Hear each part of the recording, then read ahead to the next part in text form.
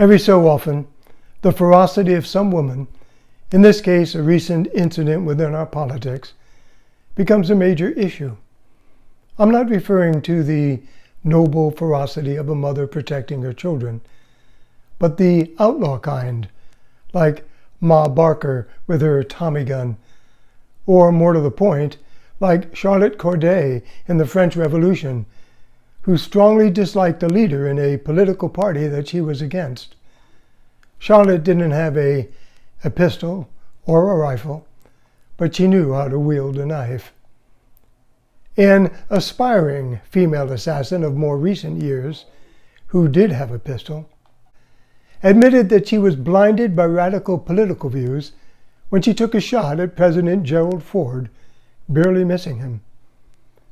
For some extra dramatic color, we might look at Elizabeth Bathory, a ruling Hungarian countess in the 16th century, known as the Bloody Countess. For the sake of the squeamish, I won't relate those tales, except to say she was punished and stripped of all authority. Even in the Bible, there's a woman who lost her seat at the government table, a queen of Israel, who was killing off all the Israeli prophets because she didn't like what they were saying. The queen wasn't just tossed off a committee. She was thrown out an upper-story window of her palace. And in case you've forgotten your Bible studies, it was Queen Jezebel. My name is Scott Kellner. I'm the editor and translator of my opposition, The Diary of Friedrich Kellner, a German against the Third Reich. It's published by Cambridge University Press, and I am the grandson of Friedrich and Pauline Kellner. Because so many of Friedrich's observations read like today's newspaper headlines, it's not surprising to find a theme about fierce women in his diary. Now, my grandfather wasn't misogynistic. Most of his themes lambast the men. Here's some of what he had to say about women. Judge Zimmerman's wife is happy that Hitler has declared war in America. We will win even sooner now, she said. And a woman visiting here from Dusseldorf is delighted about Pearl Harbor. Isn't it wonderful, this new war?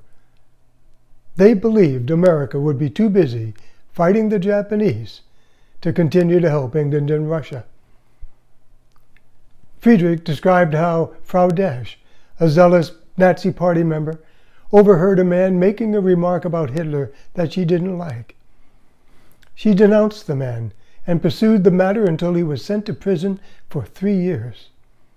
Another woman, Anna Joachim, who told Friedrich they were living in glorious times, was constantly reporting bad conduct to the Nazi group leader. When victories were happening, they were so excited that Germany would be the richest nation on earth, as Frau Poth said. But when one of the worst military defeats of all time happened, at Stalingrad, these highly patriotic women became apoplectic. The farmer's wife, Frau Diehl, said it must be recaptured. Friedrich wrote, "We have to take it back by springtime," insisted Frau Hock. "These wives of political leaders," wrote Friedrich, "do not think about the men in Stalingrad getting hurt."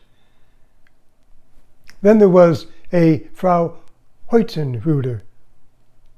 "She has declared that our retreating troops will take everything out of Russia and not leave behind a single railroad track or even a bolt." It's no wonder that in 1943, Adolf Hitler bragged in a speech, "The women of our nation are my most fanatic followers." And Friedrich wanted to know, why do they have such a fanaticism for the party? What attracted them?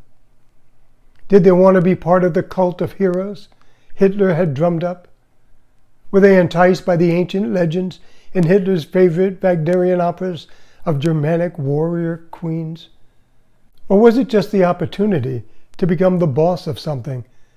Many Nazi Party organizations, wrote Friedrich, give such women a chance to follow their heart's real desire, and he added sardonically, which is to harangue their fellow citizens. Now, when it is only haranguing that's involved, that is freedom of speech. But when hard talk is accompanied by a Ma Barker Tommy gun, or its updated version, it cannot merely be chalked up to swaggering bluster. We mustn't forget the ultimate ferocity that was revealed when the Allies liberated the concentration camps, the atrocities committed against the most innocent victims by both male and female guards. But that's a topic for a future video. It's enough to say, at the moment, that we ourselves are on guard. There are some other videos on my channel that you might enjoy.